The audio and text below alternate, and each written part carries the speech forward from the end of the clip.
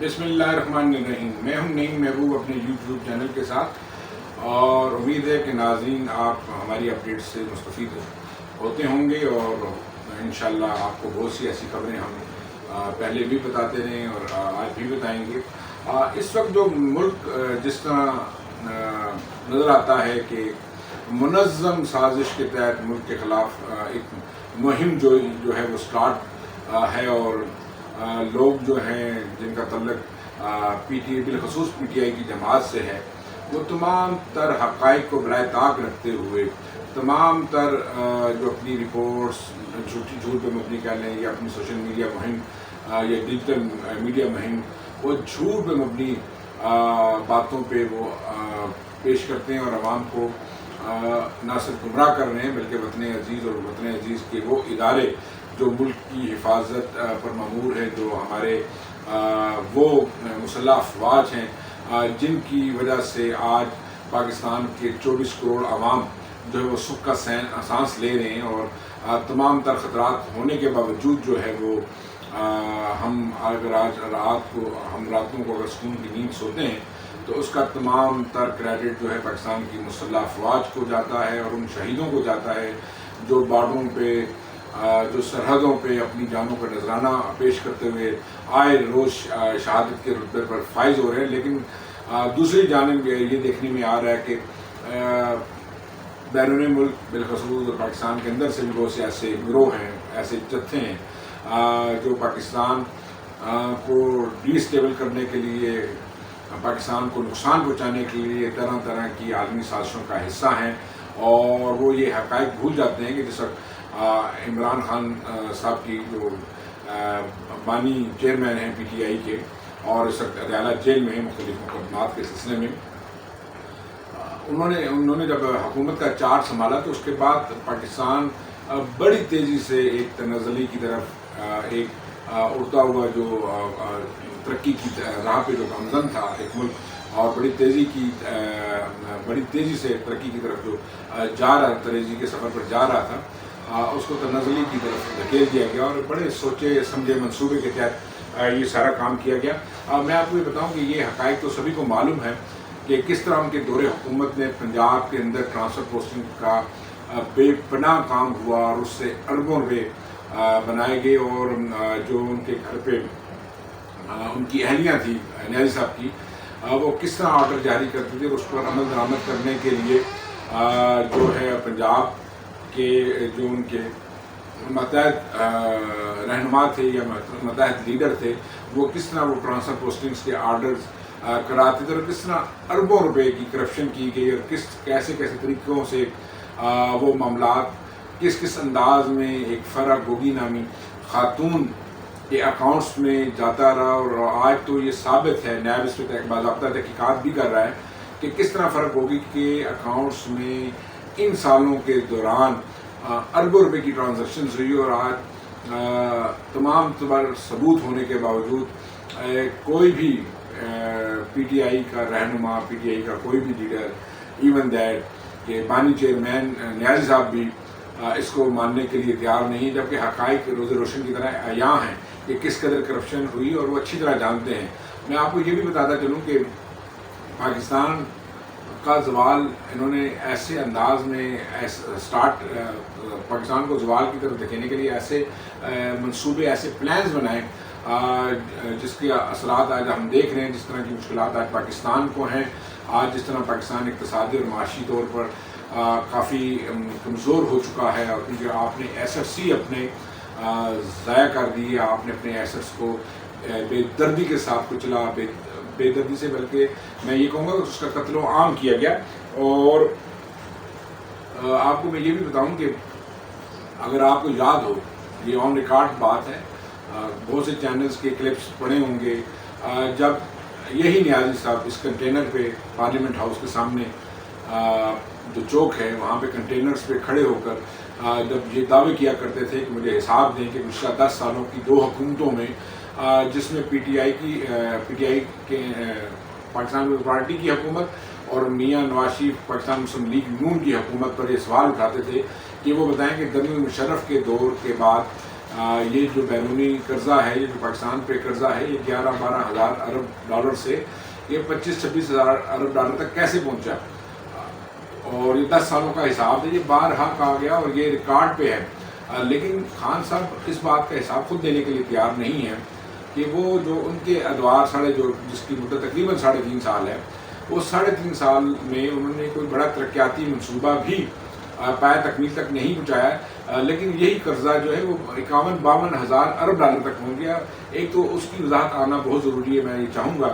کہ P T I کے رہنما، پی ٹی آئی کی قیادت، پی ٹی آئی کے سابق وزراء، پی ٹی آئی کے اس وقت بھی اپوزیشن جماعت میں ہیں لیڈرز، وہ یہ عوام کو ہمیں یہ ضرور گائیڈ کریں، ہمیں یہ ضرور بتائیں کہ وہ 26-27 ہزار ارب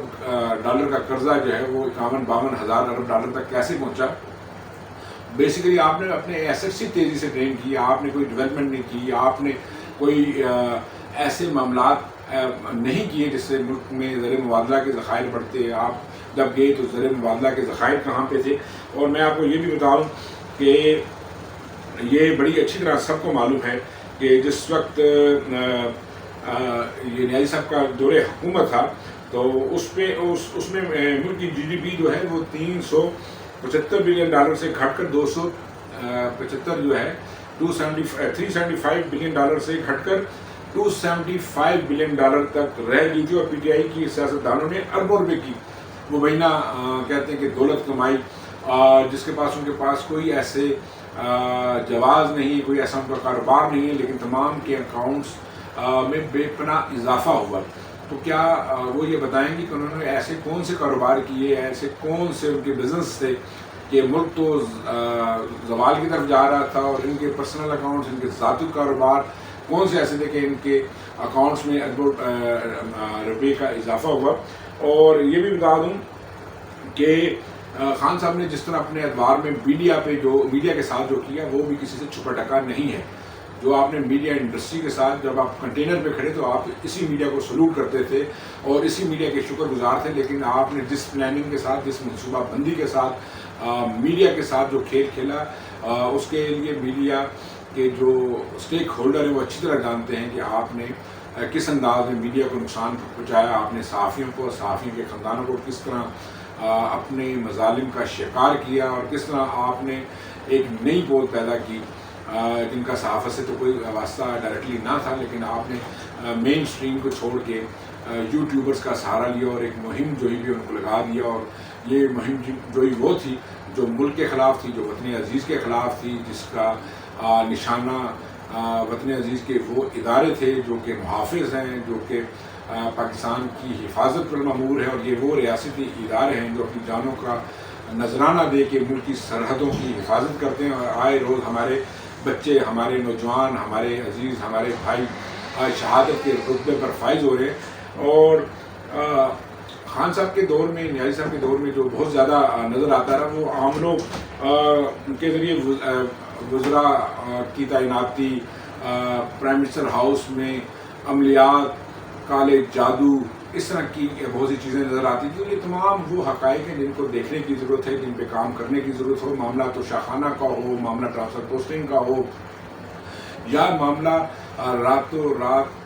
ادویات کی قیمتوں میں 200 سے 300% تک اضافے کا ہو، جس پہ نیب جب انکوائری سٹارٹ کرتا ہے تو بطور پرائم منسٹر نیازی صاحب وہ انکوائریاں بند کرا دیتے ہیں کیانی صاحب کے خلاف، اور ان کو صرف وزارت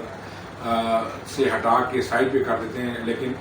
کچھ عرصے بعد پھر وہ منظر عام پہ ان کے ساتھ ساتھ ہر معاملے میں ساتھ ساتھ نظر آتے ہیں۔ تو یہ تمام چیزیں اس بات کی شاہد ہیں کہ آپ نے اس ملک کے لیے کیا کیا اور اس ملک کو آپ نے کس طرح لوٹا۔ تو خدا را اب بھی آپ جس انداز میں بیرونی ملک سے اور اپنے جو ہے ایک آپ کی جو سوشل میڈیا ٹیم ہے اس کے ذریعے آپ جو اس ملک کے خلاف، اس ملک کو غیر مستحکم کرنے کے لیے جو سازشیں کر رہے ہیں، جس طرح بیرون ملک سے آپ اپنے اکاؤنٹس کے ذریعے ریاستی اداروں کو نشانہ بنا رہے ہیں، خدا را باز آ جائیں۔ یہ وطن 24 کروڑ عوام کا وطن ہے، اور آپ کے وہ بیان بھی موجود ہیں، آن ریکارڈ ہیں، T V media reports, T V media interviews وہ ریکارڈ پہ، جس وقت آپ یہ کہتے تھے کہ عالمی سطح پر پاکستان کے خلاف بے پناہ سازشیں، پاکستان کو ختم کرنے کے حوالے سے، پاکستان کے ایٹمی پروگرام کے حوالے سے، تو بات یہ ہے کہ اس وقت جب آپ اقتدار میں تھے اور یہی ریاستی ادارے آپ کو اقتدار میں لانے کا باعث بھی تھے، تو آپ کے لیے یہ ریاستی ادارے بڑے قابل قدر تھے، قابل احترام تھے، اور یقیناً یہ قابل قدر ہیں، قابل احترام ہیں، ٹھیک ہے. لیکن جب آپ نے اس ملک کے لیے کچھ ڈلیور نہ کیا، اس ملک کے عوام کے لیے کچھ نہ کیا، اور آپ اپنی ہی حرکتوں، اپنی ہی کرپشن، اپنی ہی اپنے غیر مقبول فیصلوں کے باعث خود پارلیمنٹ سے نکلے اور خود حکومتیں چھوڑ کے گئے اور خود ریزائن دیے اور خود استعفے دیے، اور اس کے بعد آپ ملک کے تمام ریاستی اداروں کو سازش کا شکار کریں یا ان کے خلاف منظم سازشیں کریں، ان کو نقصان پہنچانے کی کوشش کریں، تو یہ انتہائی گھٹیا بات بھی ہے اور یہ زیب نہیں دیتا کہ آپ نے اگر اس ملک میں سیاست کرنی ہے، اگر آپ ایک واقعی سنجیدہ سیاسی جماعت ہیں. مجھے یہ بتائیں کہ گزشتہ 10 سال تو پچھلے ہو گئے اور یہ بھی سال کے لگ بھگ ہو جائے گا، نیا سال 11واں سال بھی سٹارٹ ہو گیا. کے پی کے میں آپ کی حکومت ہے، آپ نے کے پی کے میں پچھلے 11 سال کے دوران ایسے کیا اقدامات کیے، ایسے کون سے آپ کے قابل قدر منصوبے ہیں جن کی بدولت ہم یہ کہہ سکیں کہ کے پی کے جو ہے وہ اس نے بڑی ترقی کی اور کے پی کے میں عوام بڑے خوشحال ہے. کے پی کے کیا حالات ہیں مجھ سے زیادہ پی ٹی آئی کی قیادت جانتی ہیں، اس ملک کے عوام جانتے ہیں، یا کے پی کے وہ شہری جانتے ہیں کہ ان کو کس قدر مشکلات کا سہارا ہے. اور آپ نے جس انداز میں اس ملک کو نقصان پہنچایا ہے وہ تاریخ میں اس کی مثال نہیں ملتی. اور اب بھی آپ مسلسل کبھی حمید الرحمان کمیشن رپورٹ کے حوالے سے متنازع بیان دے کے حقائق سے ہٹ کر چیزوں کو سامنے لا کر معصوم عوام کو گمراہ کرنے کی کوشش کرتے ہیں یا ان کو اپنے مقاصد کے لیے استعمال کرنے کی کوشش کرتے ہیں. یہ باتیں کسی بھی طرح میرا نہیں خیال کہ آپ کے حق میں ہیں یا آپ کو زیب دیتی ہیں. انشاءاللہ وطن عزیز اللہ پاک اس پہ کرم کرے گا اور یہ قائم رہے گا. آپ جس قدر بھی سازشیں کر لیں، جس قدر بھی آپ مہم جوئی کر لیں سوشل میڈیا پہ، یہ پاکستان نے انشاءاللہ قائم رہنا اور قائم رہے گا. اور ہمارے جو ادارے ہیں، ہماری جو پارلیمنٹ ہے وہ بھی قابل احترام ہے. جمہوری نظام، جمہوریت کا حسن ہے کہ آپ اختلافات ضرور کریں، آپ حقائق پہ مبنی اختلافات کریں، ٹھوس شواہد کے ساتھ آپ اختلافات کریں. ابھی جو آپ نے نئی پارلیمنٹ میں جس انداز میں ایک مچھلی منڈی بنا رکھا ہے اور کوئی اجلاس آپ پرسکون طریقے سے چلنے نہیں دیتے، وہ بھی عوام دیکھ رہے ہیں کہ آپ وہاں پہ کیسے کیسے ہتھ کنڈے، کیسے کیسے طریقہ کار اپناتے ہیں جو کہ کسی بھی طرح پارلیمنٹ کے رول آف بزنس کے تحت نہیں ہے. وہ کھلم کھلا پارلیمنٹ رول آف بزنس کی وہ جو ہے وہ خلاف ورزی ہے، وہ آئین کی خلاف ورزی ہے، اور یہ پارلیمنٹ کے کی جو ہے بالادستی اس کو خراب کرنے کی آپ کی یہ سازشیں، تو یہ کسی طریقے سے بھی کامیاب نہیں ہوں گی. اور اس سے یہ ضرور ہے کہ آپ کے چہرے بے نقاب ہو رہے ہیں، آپ کے اصل جو ہے وہ چہرے وہ عوام دیکھ رہے ہیں کہ آپ کیا چاہتے ہیں. اور آج ملک جس مشکل کا شکار ہے، میں یہ سمجھتا ہوں، میرا یہ ذاتی تجزیہ ہے